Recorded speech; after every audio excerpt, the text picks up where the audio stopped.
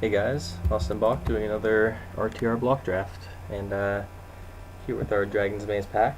Obviously, our rare is Obsidian's Aid, which seems pretty sweet, but I'm not going to take it because generally it's not the effect that you really want. You're only going to be getting like some random dorky dude, unless you manage to discard one of your powerful bombs, which obviously you're not going to have in the first pack of the draft. So we're going to look to our uncommons. Toil and Trouble's fine. Most of the time it's just a divination, basically. Well, Sign in Blood, I guess. And then it can be a finisher in the late game, but again, it's not the kind of thing you really want first pick.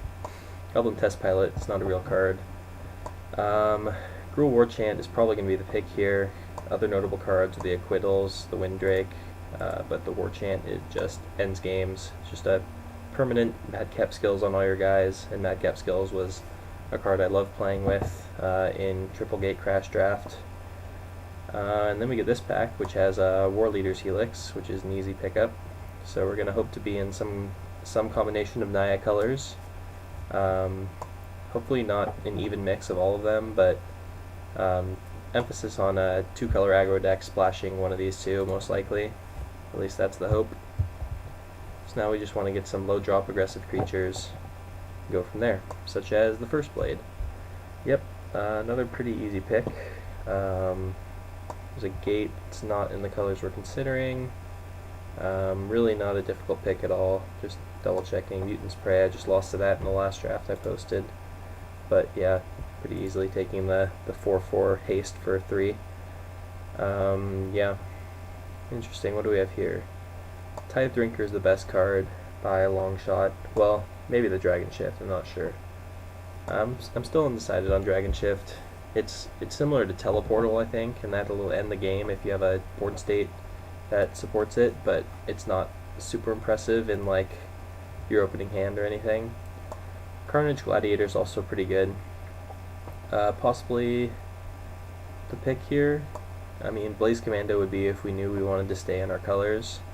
Possibly a Crow Warrior. Could also just take the Tithe Drinker and go for some Orzhov type deal here. And it's most likely the best card in here. I'll take it here just in case something odd happens and we end up moving out of our original colors. Alright, followed up with a Punish the Enemy. Not really sure what our primary colors are going to be, but red is looking to be number 1 for now, just because we've got all the good removal and bomb enchantments and whatnot, so we'll try for a red-based aggro deck. Well, Rectos Drake is a good aggressive creature, and I guess I'll take it here. Another Dragon Shift, which is interesting. I'll have to be careful about that, but I don't think I'm going to take it here. I'm just going to take the Rakdos Drake and continue considering that Orzhov deck, either splashing white or black, or even red, depending on how our Gate Crash pack goes. If we pick out a bunch of awesome extort cards like the Syndic of Tithes and Kingpin's Pet and whatnot, then we'll consider moving red to the back burner and look at Rakdos or whatever in the next pack. But hopefully Boros is open when we get to Gate Crash, and hopefully the rest of this pack goes well as well. Oh, here we go. Another Tithe Drinker. So yeah, I think I'm just going to take that. So for now, I guess I'm looking at Orzhov primarily, because when you're playing a white and a black bear, you generally want to be primarily in those colors. Rakdos Drake is also fine. Feral Animist is pretty sweet as well. In the late game, he just, if they don't block him, you lose, basically, because he's like an 8/1 or more if they have 9 mana. But Tithe Drinker is certainly the best card. I don't know why people are still passing it. Gatekeepers, I don't know. We don't have enough gates, and I don't think it's that great anyway. Hired Torture is actually fine. Another one of those board stall breakers. Like, if it gets to the point where neither one of us can attack, you can just start using this guy to slowly chip away at him until you find, and it gives them less of a window to find their board stall breaker instead of you.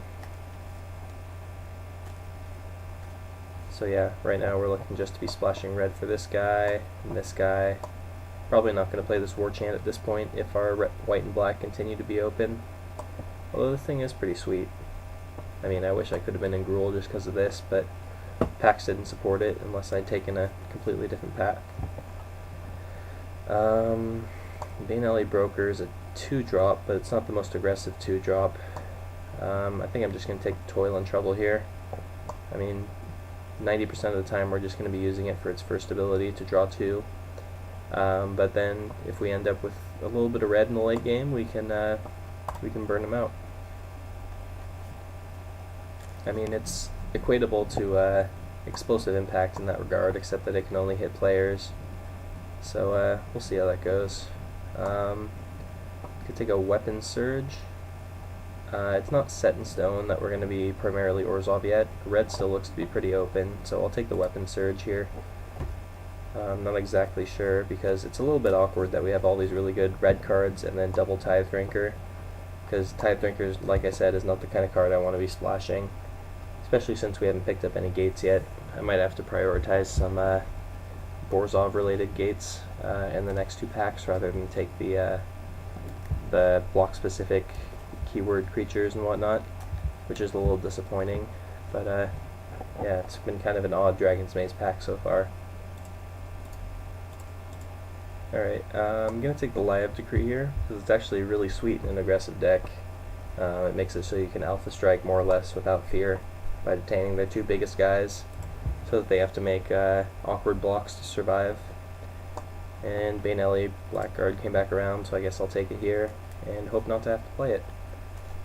So I guess what I'm hoping to see here is, in the next pack, is some Boros Guild Gates, maybe a Prophetic Prism or 2 just for the mana, and creature-wise we want some like Kingpin's Pets and Basilicus creatures and all that good stuff. Take the Mutant's Prey. I played with Hidden Strings at F&M recently, and it was actually a lot better than I expected. Like, you get to cast it for free, first of all. You can cast it and then untap the 2 lands that you use to cast it, and then you can use that mana on other things, so you basically gain 2 mana in a turn. And also you can give free vigilance to your guys, tap down blockers the turn you cast it, not after you've already ciphered it. But it's actually it's a niche card for sure, but in my deck it worked very well. But anyway, here we go. It's not the Cluestone we want. This thing I guess is fine as a top end, but I'm not sure if I'm going to play it or not. We'll have to see how the Gatecrash shapes up. Alright, well, we get a Boros Reckoner here, and I'm certainly taking it, not only because it's worth some money online, but we're already in these colors. So, he might be a little difficult to cast if we're primarily in Orzhov splashing red, but if we do end up with the gates that I'm looking for, like I'm going to snap up any Guild Boros and Rakdos Guild gates I see basically here for the next 2 packs. But yeah, this guy is pretty insane if you can land him on turn 3, and even any turns after that it makes combat trickier for them. And this pack is not that great either way. Otherwise, like, there's an Executioner Swing removal wise, Syndicate Enforcer for some extort action, this thing for a good blocker, Scorchwalker as a finisher, and a bunch of other unplayable crap. So yeah, we'll just take the money card. And it's possible we just move out of black into Boros here, depending on what's open. Alright, Rare's missing from here, so no way of knowing what was taken, of course. Shadow Slice would be pretty sweet with the War Chant. It makes it very difficult for them to survive. I mean, the only card that's really for us that I'd consider is either the Dutiful Thrall and the Ember Beast. And Ember Beast is just a much better card overall, so I'll take it here. And it's looking not too unreasonable for us to go like Rakdos splashing white, just because we've taken a bunch of red and black cards here to start off. And with that in mind, I think I can go with a Gutter Skulk here. There's also a Holy Mantle, but we already have a bunch of non-creature spells like Weapon Surge, Toil Trouble, the Helix, and Punish the Enemy. I'm not actually sure. I think Holy Mantle has a lot more upside than the Gutter Skulk, and we're still not 100% sure that we're going to be black over white. So I think I'll just take the Holy Mantle here over it, and we'll have much better chances to find a bears in our colors than a unique effect like this. Now what do we have? Burning Tree Emissary, which currently can't cast any of our 2-drop creatures, so that's not going to be the pick. There's a War Pig, which is the best card, but it's not in our colors. I think I just go with the Cartel Aristocrat and try to stick to the Orzhov plan here. Still haven't seen any relevant gates. There's a Madcap Skills if we wanted to be red, but I think Cartel Aristocrat's a better card overall, so I'll snap it up here. If we don't end up with any gates, our mana is going to be pretty awkward with these very mana specific 2-drops, and then follow it up with a Boros Reckoner. Like, it's going to be impossible to go Tithe Drinker into Reckoner if we don't get any gates, so we have to watch out for that. Meanwhile, I think we take the Knight of Obligation here, which is probably slightly better than Basilica Guards, simply because it can attack, and also because it's insane with Holy Mantle. Yeah, and again, there's a Bomber Corps, but I think we've kind of abandoned the Rakdos/Boros plan and are moving in on Orzhov. So we have to take all the extort we can out of this pack to try to take advantage as much as possible. Yeah, like, this deck is looking not too bad. Like, we're gonna have to cut this War Chant, so I'll do that right now. Alright, what do we have here? We have Fathom Mage is not in our colors. Throw Parasite, I guess, is the pick. Early extort creature. There's a Nov Squad Commandos, which is certainly a better body, but we need, just like having the word extort on a permanent is something that we really need badly if we want our Orzhov deck to work. So I'm going to take it here. Death's Approach is okay if we have a bunch of, I mean, obviously it was best in Triple Gatecrash when you had, like, the potential to mill them a lot with Grizzly Spectacles and whatnot, but that's going to be much harder to do in full block, so it's less good, I think.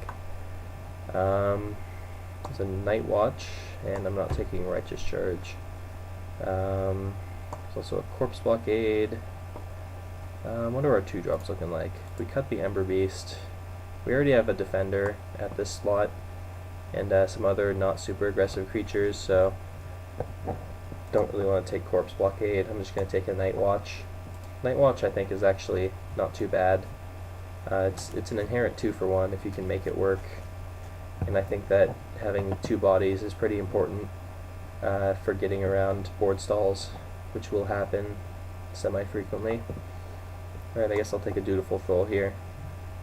It can act as semi-removal by forcing one of their biggest guys to knock it through. And nothing for us here, really. I like to side in Contaminated Ground against the ambitious, like, 4-color decks in this format, so maybe we'll get a few people today. Oh, Shadow Slice came back around. I guess I'll take it here.